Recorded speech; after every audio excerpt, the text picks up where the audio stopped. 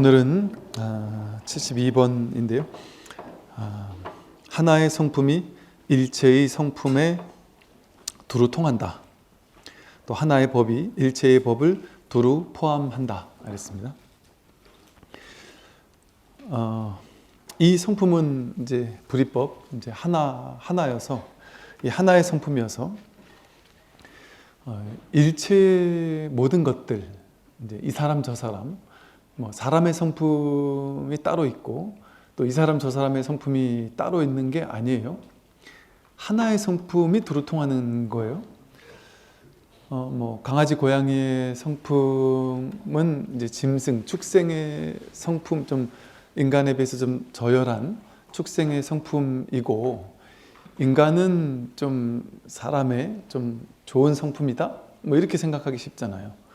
그것도 저 지렁이나 굼벵이의 성품은 우리 인간의 성품하고는 아주 저 수준이 낮다, 이렇게 생각하기 쉽단 말이죠.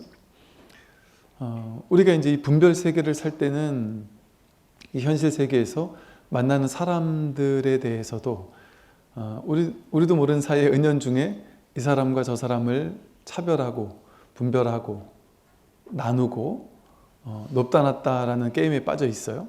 그리고 뭐 나는 잘났다 못났다, 너희는 못났다, 또 인간보다 동물들은 조금 못났다, 뭐 이런 식의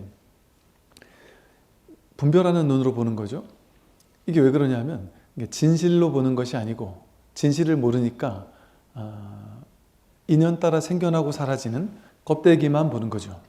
그것의 진짜 알맹이, 그것의 진실은 보지 못한 채 그것을 둘러싸고 있는 그냥 얄팍한 껍질, 모양만을 보는 거예요.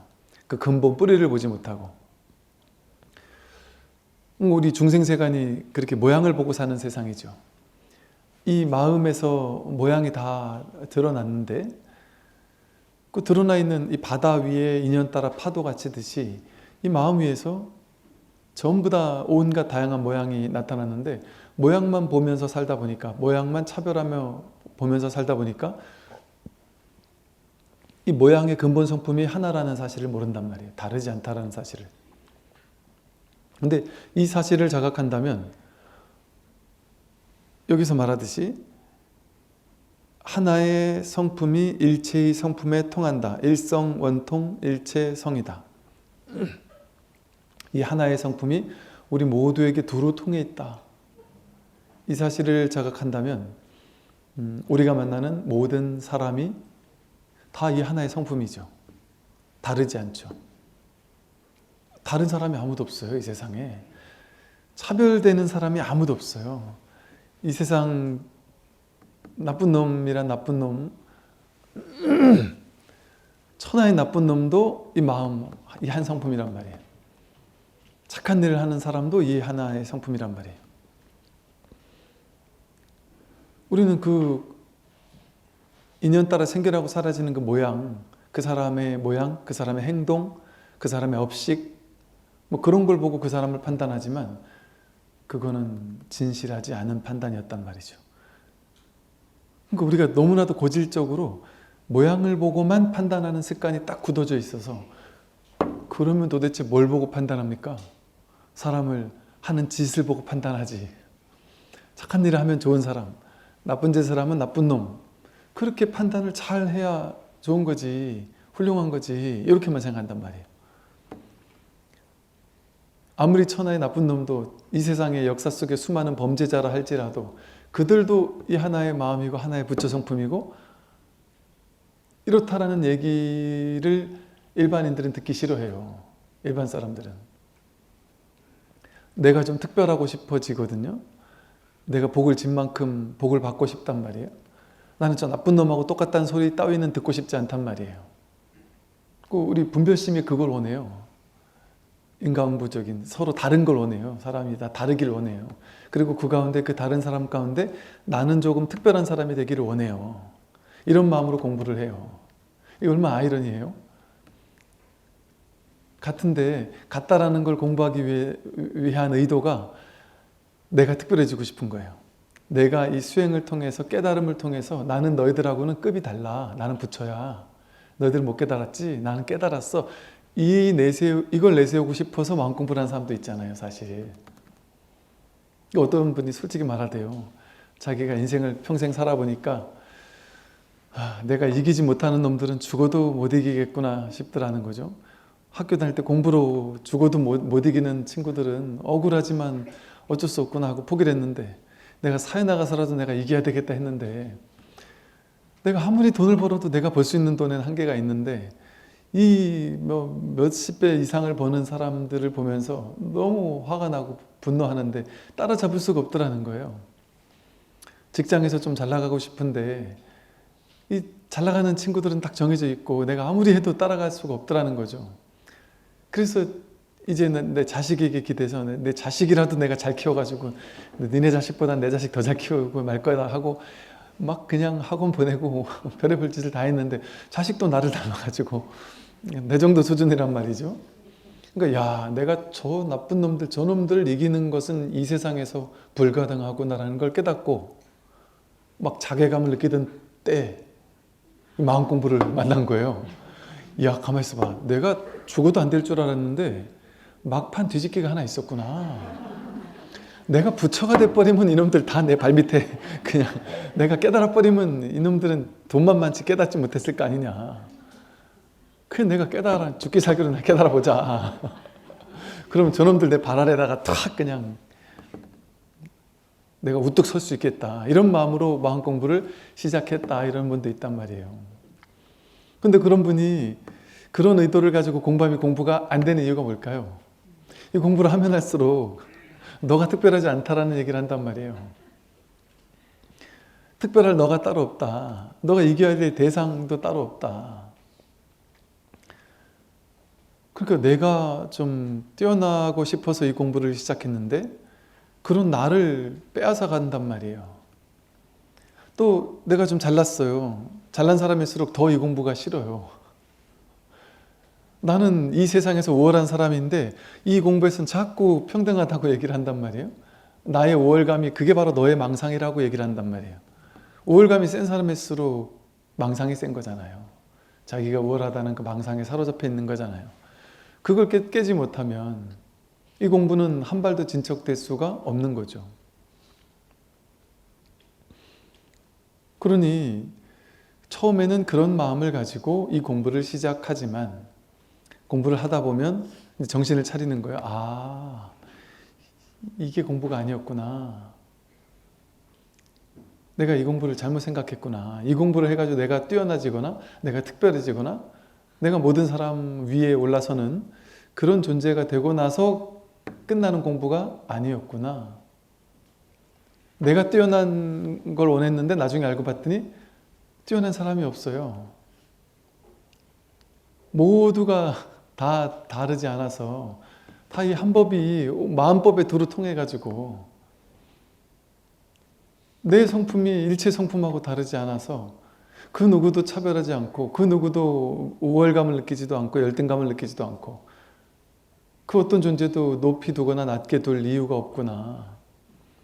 그게 진짜 자유죠. 그게 진짜 걸림없음이고 그게 진짜 해탈이죠. 그러면 나보다 높을 것도 없고 낮을 것도 없어야 일체의 존재가 그래야 더 이상 할 게 없잖아요. 일 끝난 사람이 되잖아요. 아무리 해도 더 높이 올라갈 수가 없구나 나는.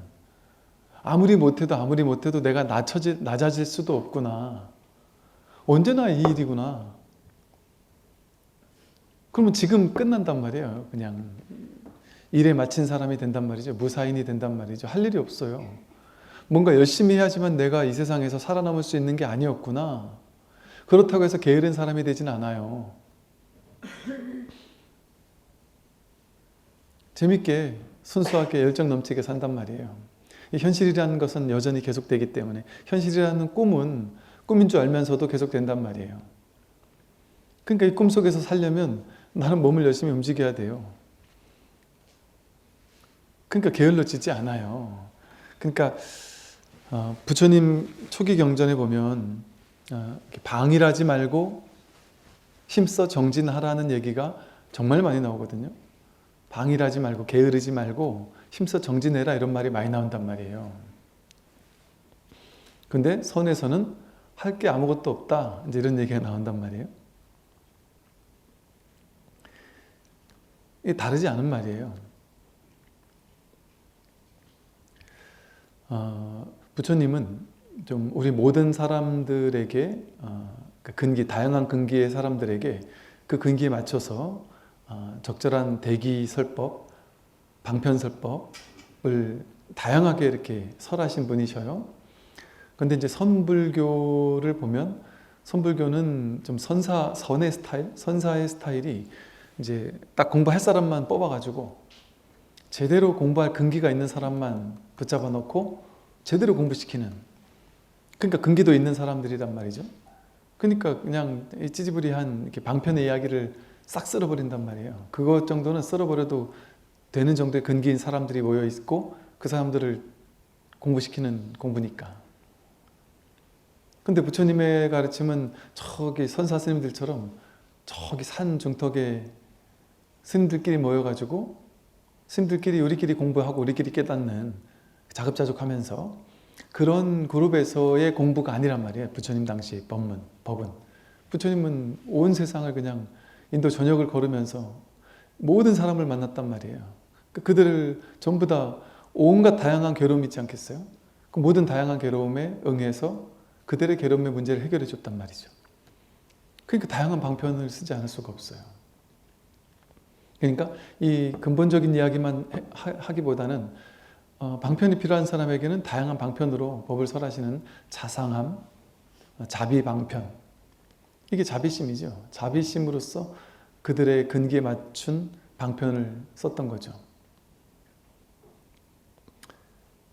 근데 이 근본에서는 그 방편을 쓸 필요가 없을 때는 또 방편을 탁 쓸어버리는 그런 것도 필요하단 말이에요. 이 세상이 이렇게 다양한 사람들, 다양한 삶의 내용물, 또 자기의 인생이 살아가면서 좀 다양한 삶의 스토리로 펼쳐지잖아요. 그리고 우리가 만나는 사람들이 좋은 사람도 있고 나쁜 사람도 있고 괜찮은 사람도 있고 좀 별로인 사람도 있고, 이런 세상 속을 우리가 살아가고 있지만 그것은 껍데기만 보고 있는 거예요. 그 사람들의, 그 사건의, 그 일의 근본, 바탕, 본질이랄까요? 진실을 보지 못하는 것뿐이죠. 진실을 보지 못할 때 우리는 자기 생각만 봐요. 분별만 봐요. 모양만 봅니다. 근데 모든 모양을 드러낸 것은 이 모양 아닌 이거거든요. 이 한마음이거든요. 마음이라고 이름 붙인, 법이라고 이름 붙인 모양 아닌 약견, 재상, 비상, 이면 즉견열이다 그랬잖아요. 재상, 모든 상을, 모든 모양을, 이렇게 다양하게 생긴 모든 모양, 다양한 사람들, 그 모양을 비상인 줄 알면 그 모양이 그 사람이 아니고 그 사람의 정체성이 아니고 그 사람의 진정한 정체성은 모양에 있지 않구나 해서 재상이 비상임을 보면 이 겉에 드러난 그 모양에 따른 서로 다른 존재가 겉모양은 서로 다르지만 이 모양이 이 사람이 아니구나, 이 모양의 세계는 인연 따라 달라지는 모습이었구나. 착한 사람은 착한 사람이 아니라 착한 상황 속에서 살다 보니 거기에 맞는 성격, 성향, 경향성을 이렇게 지금 임시로 갖추고 있는 사람이에요. 착한 사람은. 나쁜 놈들은 원래 근본 본성이 나쁜 놈이 아니고 나쁜 인연, 나쁜 업에 놓여 있다 보니까 그러한 모습이 그냥 나의 굳어진 성격처럼 이렇게 보여지는, 모습이 그렇게 보여지는 것뿐이에요. 그러니까 성격은 내가 아니죠. 성격은 모양이잖아요. 사람마다 다른 모양이잖아요. 그러니까 성격은 나의 본질이 아니에요. 외모도 나의 본질이 아니겠죠. 나이, 키, 능력 있고 없음, 그건 우리의 본질이 아니에요. 사람들의 모든 존재의 본질이 아니에요. 겉모양도 마찬가지죠. 그러니까 사람의 모습을 띠든 강아지의 모습을 띠든 지렁이의 모습을 띠든 곤충의 모습을 띠든 그건 그 본성이 아니에요.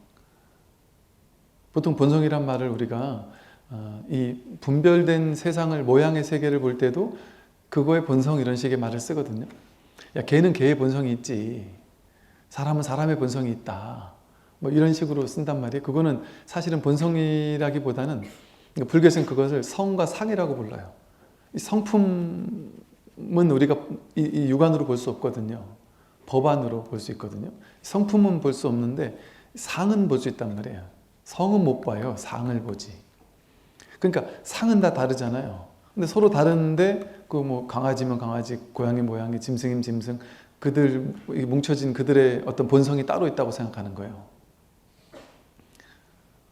그런 본성이 따로 있지 않단 말이에요. 그것은 전부 다 이 한 마음, 한 법에서 드러난 그냥 인연 따라 모양을 달리하는 것 뿐이에요. 인연 따라 모양을 달리할 뿐. 사람이 어떤 사람이 뭐 비싸고 싼 걸 떠나서 옷을 되게 뭐지 요즘 트렌디하게 옷을 되게 세련되게 잘 입고 나간다. 그럼 어떤 사람은 그러잖아요. 어떤 사람에게는 이상형이 누구예요? 이렇게 물어보면 요즘 젊은 친구들은 옷 잘 입는 사람요, 이런 사람도 있더라고요. 처음엔 그런 말이 이해가 안 되더라고요. 옷 잘 입는 사람이 이상형일 수도 있구나. 대놓고 껍데기만 좋다는 거 아니에요. 어찌 보면 꼭 그런 거 아니지만, 그런 거 아니죠. 또 나름의 의미가 있을 거예요. 왜냐면 또 이것만 생각할 수는 없더라고요. 근데 옷 잘 입는 사람은 옷을 잘 입는 사람이잖아요. 근데 이제 사람의 성향에 따라 옷에 별 관심이 없는 사람이 있거든요. 패션 같은 거에 아주 무딘 사람이 있거든요. 그렇다고 그 사람이 없어 보이는 사람은 아닐 수도 있거든요. 괜찮은 사람인데 옷에는 관심 없는 사람이 있어요. 언니, 우리 그 애플을 만든 스티브 잡스 같은 사람도 맨날 그 티셔츠 한 장, 우리말로 티셔츠 쪼가리 하나 청바지에다가 뭐 이제 이런 거 입고 있는 사람들도 있잖아요. 패션하고는 아예 담을 쌓고 사는 사람들도 있고, 또 패션이 너무 고차원적이라 우리들이 봤을 땐 도저히 이해가 안 되는 GD를 잘못 언급하면 안 되죠, 요즘에. 지드래곤이라고, 우리 스님 중에 지드래곤이 있고, 제 도반 스님 중에 지용 스님이라고 맨날 지드래곤이라고 그러게. 저 스님이 왜 지드래곤이에요? 그랬더니 지용 웃자고. 근데 이렇게 옷 모양을 달리하면 그 사람이 있어 보이잖아요. 옷 모습만 달라도 사람이 있어 보이잖아요. 그런데 옷을 너무 허름하게 입고 다니면 그 사람이 없어 보이잖아요. 중생세간은 그런 세상인 거예요. 이거랑 똑같이 얼굴이 예쁘면 괜찮은 대접을 받고, 얼굴이 못나면 그런 대접을 못 받는단 말이에요. 또 이것과 똑같이 외모가 사람 모습을 하면 괜찮은 사람, 이렇게 사람이라고 존중을 하는데, 외모가 뭐 강아지, 고양이, 지렁이, 뭐 곤충, 파리, 모기 이런 존재면 그거는 제대로 된 대접을 못 받죠. 파리, 모기는 이런 대접만 받죠. 갑자기 그냥 콩 납작해지는, 그냥 파리, 모기도 이렇게 윙하고 날아가는, 뭐가 어떻게 이렇게 윙하고 날아갈까요? 이 윙하고 날아가게 하는 이 마음에 이 성품 하나가 없으면 파리가 이렇게 파리 역할을 못해요. 모기 역할을 못해요. 지렁이도 어떻게 꿈틀꿈틀거려요? 이게 이 꿈틀꿈틀하는, 이게 이 성품이 꿈틀꿈틀거리게 만드는 거예요. 지렁이의 다른 본성은 없어요. 다른 개성 이런 건 없어요. 인연 따라 지렁이로 우리가 하나의 나가, 하나의 우리 성품이, 하나의 이 근본이 인연을, 지렁이의 인연으로 이렇게 들어가 버리면 꿈틀거리는 모습을 띠는 거예요. 근데 요 몸으로 이렇게 들어오면 사람의 모습을 띠는 거예요. 근데 이 마음은 하나란 말이에요. 본성은 하나예요. 그러니까 이 하나가 지금 여러분의 역할을 하고 있단 말이에요. 근데 여러분의 역할을 하고 있는, 요 몸의 역할을 하고 있는 이 개성, 요거를 나라고 생각하잖아요. 아니에요. 지금 지렁이가 꿈틀하는 그게 법이에요. 그게 나예요. 이게 나의 본성이라니까요. 지렁이를 얘기하는 게 아니에요. 이 꿈틀거리는 이 성품 말이에요. 그게 자기예요. 바람이 부는 게 그게 나고, 꽃이 피는 게 이게 나의 성품이에요. 이 성품 하나가 이 온갖 삼라만상을 이렇게 살리고 있단 말이에요. 이 성품 하나에 기대어서 모든 것들이 다 드러난단 말이죠. 이 하나의 성품이 일체의 성품에 통해 있단 말이에요. 일체 모든 것이 다 각자 다른 성품이 있는 것이 아닙니다. 그러니까 나를 내세우는 것은 어리석음이죠. 나를 내세워서 나만 잘 살면 된다, 내가 부자가 되면 된다, 내가 깨달으면 된다. 그 어리석은 생각이에요. 그런 내가 없다라는 것을 깨닫는 게 이 방학 공부거든요. 그러니 이 자기 성품으로 깨어나게 된다면, 그럼에도 불구하고 처음에는 이 습 때문에, 업습 때문에 자기를 또 챙기고 살죠. 밥도 먹고 이 한 생을 살아 이 꿈을 꿔야 되니까 기존에 하던 것은 그대로 한단 말이에요. 그러면서도 이 성품에서 모든 것을 보죠. 육안으로만 보다가, 육안으로 분별하면서만 보다가 이제 좀 지혜의 안목이 생긴단 말이에요. 바르게 바라볼 수 있는 안목, 이 법의 안목이 생긴단 말이죠. 이거는 세상이 달라지는 게 아니라 자기 안목이 달라지는 거예요. 자기 안목이 달라지고 나면 이 몸을 나라고 동일시하지 않는단 말이에요. 이 세상 모든 존재가 나와 둘이 아닌, 다르지 않은 동체구나. 거기서 어떤 마음이 나오겠어요? 동체 대비심이 나오죠. 모든 것을 자비롭게 바라보는 그런 마음이 나온단 말이에요. 그런다고 해서 뭐 지렁이를 바라볼 때 지렁이도 내 자식인데 난데 하면서 지렁이를 집으로 가서 키우든지 밥을 주든지 뭐 이런 일을 한다는 건 아니에요. 뭐하러 그래요? 이 산하 대지가 전부 다 자기인데 그 중에 특정한 몇몇 가지만 붙잡아다가 뭘 그럴 필요가 있어요?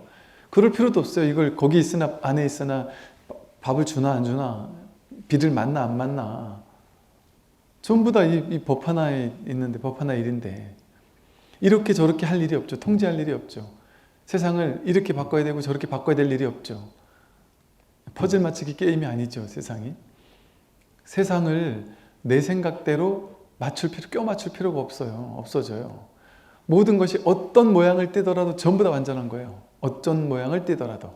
심지어 폭풍우가 와서 사람을 쓸어가서 우리가 죽게 되었어도 분별의 눈으로 보면 폭풍우가 사람을 죽였다, 이렇게 생각하지만 그것도 인연 따라 일어날 일이 일어난단 말이에요. 햇살이 내리쬐는 것과 폭풍우가 오는 것이 다르지 않은 일이에요. 한 사람이 사는 것과 죽는 일이 다르지 않은 일이에요. 이 성품에서는. 모양에서는 다르죠. 탄생과 죽음이죠. 어마어마한 충격적인 일이잖아요, 죽음이라는 것은. 모양의 세계에서는. 근데 모양이 아닌 근본의 세계에서는 모든 일이 똑같아요. 성공하는 게 일이고 실패하는 게 일이고, 이 사람 저 사람 저 사람 모두 다 같은 하나의 마음이에요. 일체 중생이 다르지 않단 말이에요. 좋은 일 나쁜 일이 없어요. 이 세상에. 세상을 뒤바꿀 일이 없어요.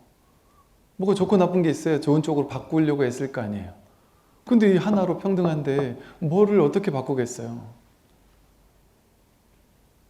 그러니까 이 근본에서는, 이 법에서는, 진실에서는 이 세상을 하나도 바꿀 게 없어요. 통제할 게 없어요. 애쓸 게 하나도 없습니다.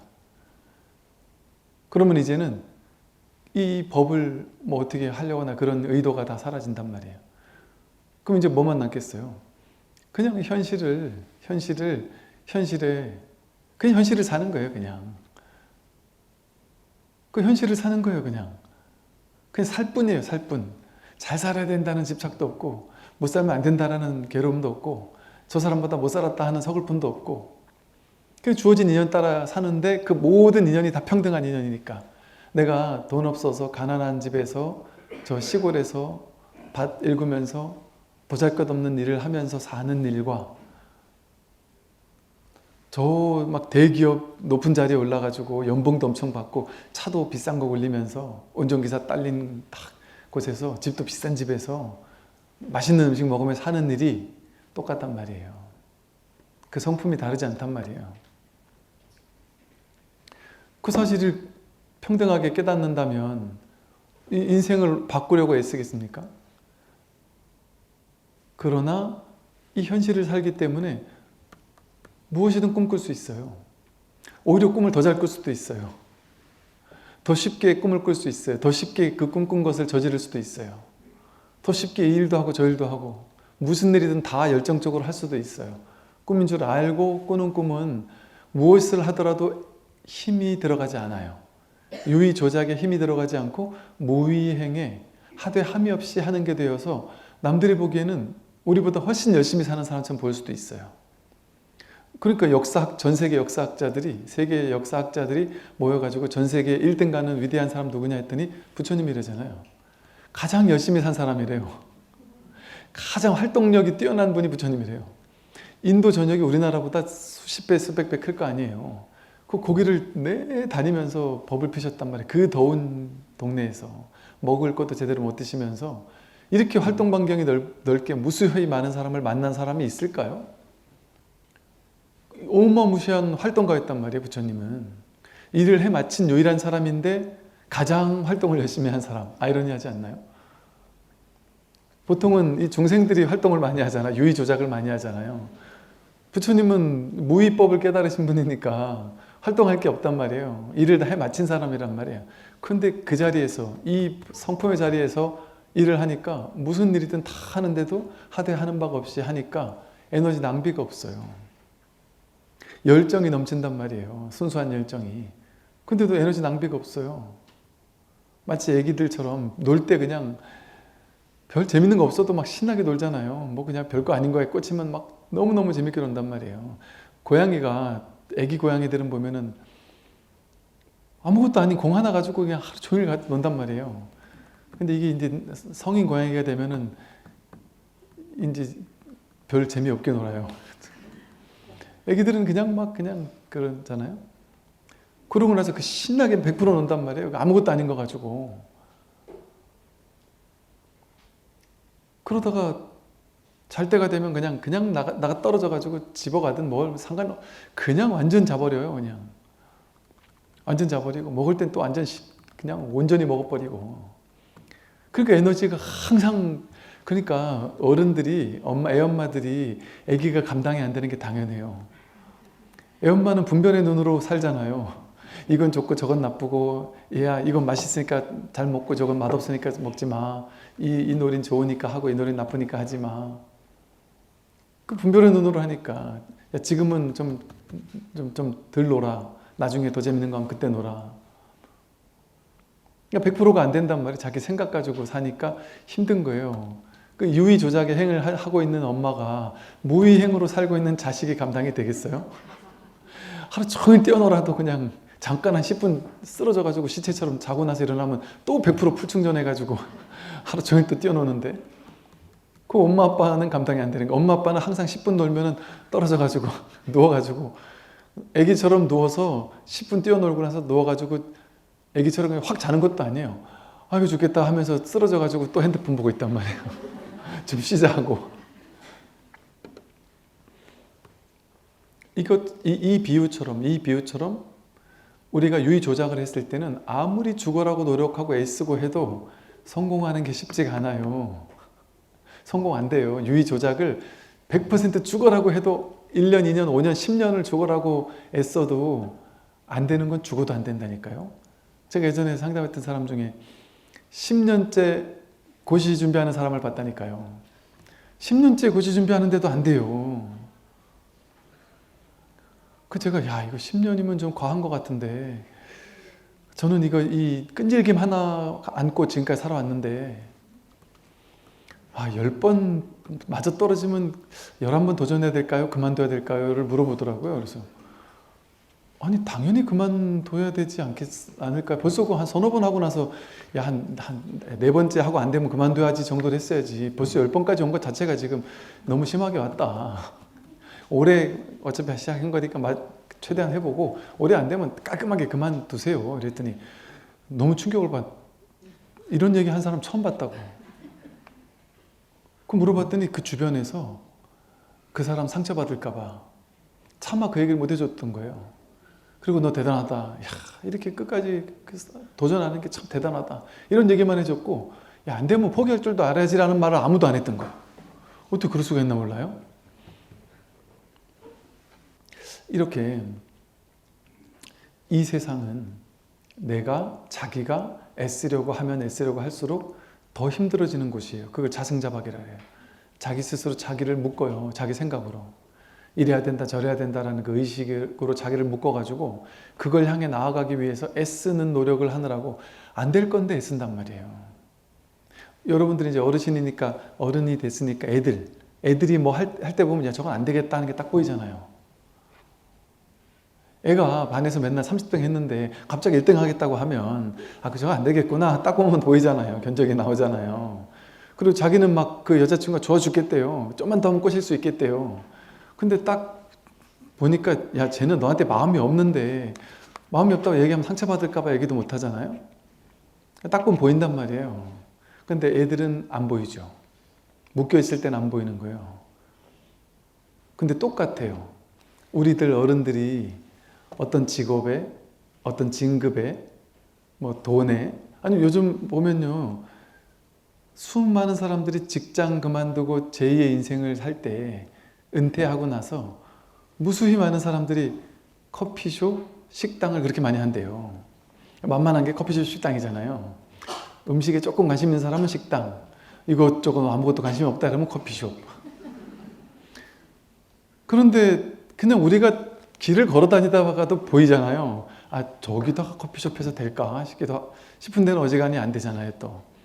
그리고 음식을 먹어보면 야, 이 맛으로 이 식당 유지가 될까 싶어서 한 번 먹으면 딱 알아요. 여기 좀 있으면 망하겠다. 먹어보면 너무 맛이 없는데 희한하게 이 주인은 이 맛을 모를까 싶은 식당이 가끔 있더라고요. 그럴 때마다 가슴이 아파요. 근데 그분들은 인생을 건 거 아니에요. 내 젊은 청춘 다 바쳐서 번 돈 가지고 올인해서 그거 한번 시작한 거 아니에요. 그게 되게 중요하단 말이에요. 근데 보세요. 이거를 죽어라고 난 이걸 해서 성공할 거야 라고 엄청난 꿈을 꾸면서 나름 엄청난 뭐 레시피를 연구하고 막 엄청난 준비를 했을 거 아니에요. 그런데도 신기하게 어떤 집은 이런 집이 있어요. 누구도 알만한 맛집 체인점이에요. 맛집 체인점. 그래서 그 집은 너무 맛있어서 그 집은 망할 수가 없는 체인점을 열었어요. 저희가 옛날에 시골에 있을 때. 그래서 우리 동네 사람들 전부 다 너무 좋아했어요. 와, 이 체인이 우리 동네도 왔구나 하고 너무 좋아했어요. 그 맛을 알거든요. 다니면서 먹어봐서. 와, 근데 놀랍대요. 아니 어떻게 그 체인에서 똑같은 재료 떼다가 똑같이 배워가지고 똑같이 만들 건데 어떻게 이렇게 맛이 없이 할 수가 있는지가 너무 신기하더라고요. 그래서 이럴 수도 있구나. 아니나 다를까 몇 달 안 하고 망했는데요. 이게 보세요. 이게 본인은 그러고 망하고 싶은 사람 아무도 없잖아요. 본인은 성공하고 싶단 말이에요. 근데 죽도록 노력하는데도 안 되는 사람은 안 돼요. 그게 뭔가 그쪽에 감이 없는 사람일 거예요. 아마 이게 자기가 특화된 감이 있어요. 보면 이게 능력이 되는 게 아닌 것 같아요. 뭔가 모르게 자기가 왜 잘하는지 몰라요. 감이 타고나게 있는 사람은 자기가 왜 그런지도 몰라요. 제가 그 분에 있을 때 어떤 친구가 이제 막 엄청 이런 크리에이터로 엄청 성공했던 친구가 있어요. 제가 저도 나름 크리에이터잖아요. 그래서 물어본 적이 있었어요. 야, 너 어떻게 해서 그렇게 대단한 이걸 했니? 그랬더니 솔직히 말하면 스님, 저도 모르고 아무도 모르겠어요. 저는 제가 왜 이렇게 뜨는지 아무것도 모르겠는데 자기는 그냥 사람들이 만든 영상을 보면 그렇다고 퀄리티가 엄청난 것도 아니에요. 별거 아니에요. 그런데 그냥 되게 특이하달까? 사람들 이목을 끄는 되게 특이한, 근데 되게 단순한데 되게 특이한 그런 것들을 잘 만들더란 말이에요. 이런 걸 어떻게 생각해냈니? 그랬더니 자기는 생각해낸 적이 없대요. 그냥 살다 보면은 뭐 이런저런 장면들을 살다 보면 다양한 삶을 보다 보면 그냥 이렇게 감이 저절로 갑자기 이렇게 턱 주어진대요. 근데 자기가 감을 느낀 대로 야 이렇게 해가지고 영상 하나 찍을 테니까 넌 이렇게 해 하고 사람들한테 얘기를 하면 다들 되게 어이없어 한대요. 너 미친 거 아니야? 너 말을 들어도 될까? 다들 이렇게 이해를 못 한대요. 왜 그렇게 해야 되는지도 모르고 이게 무슨 도대체 뭔 좋은 장면이 나온지도 모른대요 다들. 그런데 희한하게 그 감대로 하면 맞는데요. 근데 어느 날은 자기 감이 이렇게 해야 되는데 다수결이 저렇게 하라고 얘기하더래요. 그래가지고 저렇게 해봤더니 아니 다를까 그 영상이 안 뜨더래요. 그러니까 이런 식이거든요 보통. 광고쟁이 이런 사람들, 광고 잘하는 사람들도 보면 그게 타고나야지 공부 잘해서 노력한다고 되는 게 아니거든요. 또 어떤 사람 이렇게 보면 제가 아는 사람 중에 영어 전국 1등 뭐 이런 거를 밥 먹듯이 하는 사람이 있어요. 근데 그 사람은 특출난 사람이 아니에요. 특출나게 잘난 걸 별로 본 적이 없는데 희한하게 그 분야에서 희한하게 그 사람한테 그거를 설명하면 끄는 힘이 있나 봐요. 뭐 희한하대요. 그러니까 이게 본인은 몰라요. 내가 왜 그런지. 내가 왜 1등을 하는지는 몰라요. 이게 왜 그러겠어요? 유의 조작이 아닌 거예요. 자기가 그냥 힘 주지 않았는데도 자기가 잘하는 게 있어요. 그냥 그게 대단한 일이 아니라도 괜찮아요. 그 일을 할 때는 유의 조작을 하지 않으면 저절로 일이 이루어지고, 나는 그렇게 힘주지 않았는데 그냥 막 좋은 결과가 일어나기도 하고, 애쓸 필요가 없단 말이죠. 우리가 MBTI를 공부하면서 나는 이런 성격의 사람이 되고 싶어 하고 이렇게 많은 사람이 대중이 좋아하는 성향이 있대요. 그런 사람들 그런 걸 나도 저런 MBTI를 바꿔야지 하고 바뀌려고 노력하면 될까요? 안 돼요. 그거 안 돼요.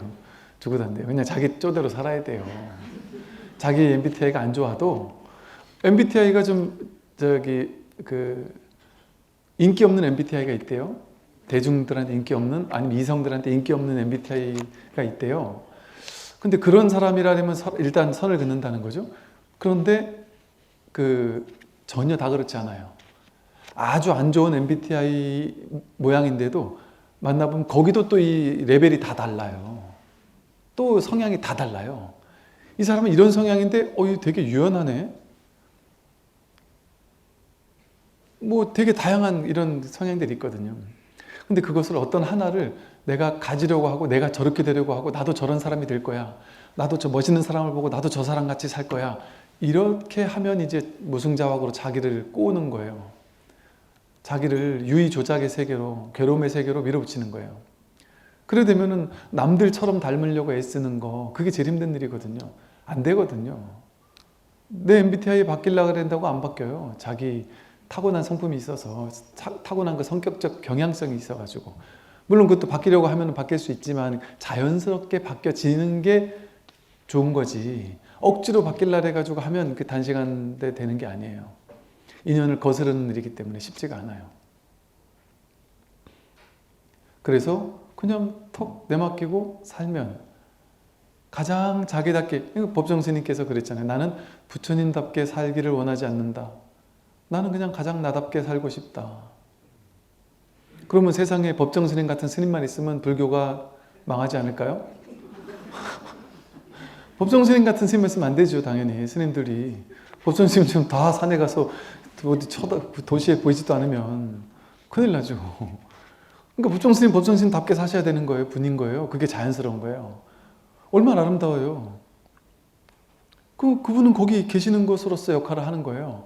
그러면 그렇다고 해서 도심에서, 스님들 중에도 수도승을 좋아하는 분들이 계셔요.